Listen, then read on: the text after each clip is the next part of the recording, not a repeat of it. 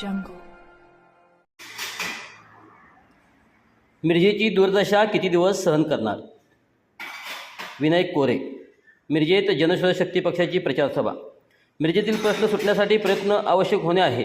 मिरजेची अशी दुर्दशा येथील जनता किती दिवस सहन करणार, असा सवाल जनशक्ती पक्षाचे अध्यक्ष आमदार विनायक कोरे यांनी उपस्थित केला.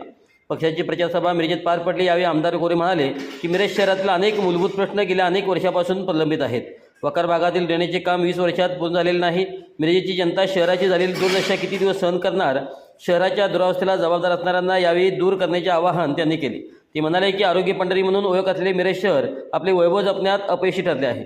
मिरजेत औद्योगिक विकास झाला नाही.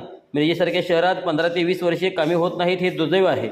शहरात कामे रखडणाऱ्या व्यवस्थेबद्दलची भावना मतपेटीतून व्यक्त करण्याची हीच वेळ असल्याने त्यांनी सांगितले. मिशन हॉस्पिटल, मिरज दूध डेअरी बंद अवस्थेत असल्याकडे आणि रेल्वे जंक्शन असूनही औद्योगिक विकास होत नसल्याकडे त्यांनी लक्ष वेधले.